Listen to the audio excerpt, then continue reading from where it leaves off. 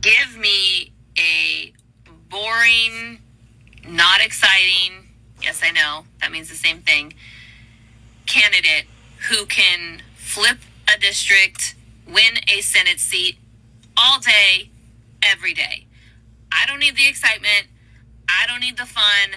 I don't need the TikTok worthy moments. I don't need any of that. What I need is a boring candidate who has a law degree.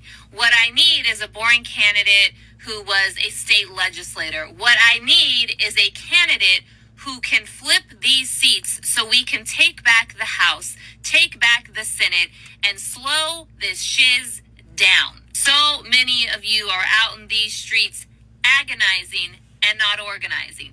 Agonizing that these candidates aren't progressive enough. Agonizing that these candidates aren't fun enough. Agonizing that these candidates don't have the right messaging. The amount of time wasted agonizing and not organizing means we ain't gonna win. Yesterday, I interviewed Representative Tran, who represents California's 45th district, the most competitive district in California, the district that we must hold in order to win back the House. And you know what my takeaway was? He's a good dude. He's a good representative. He is exactly who the California 45th needs. He is a representation perfectly of what they need.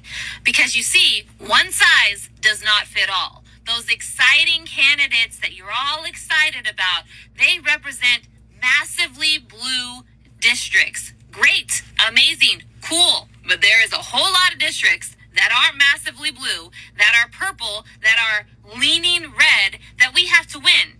And we can't win with those super exciting, fun candidates. We need reality-based candidates who want to spend time on legislation and not social media. Those type of candidates are the candidates that I will get behind 100%.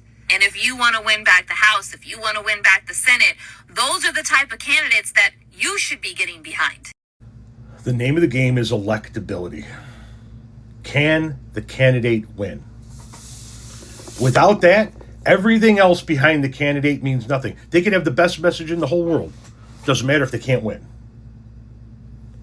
Doesn't matter if they can't win.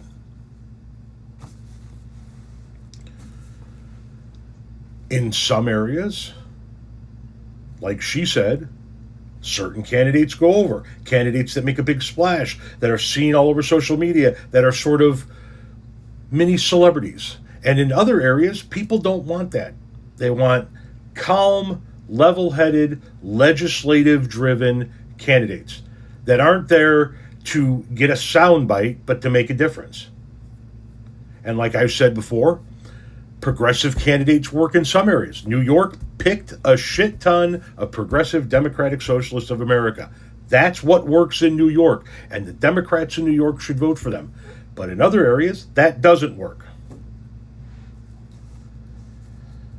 We have a real chance to stop this agenda in its tracks and begin to put this country back together before he leaves office. But we can't do that if we don't take the House and don't take the Senate. And we can't take the House or Senate if we don't get realistic about electable candidates.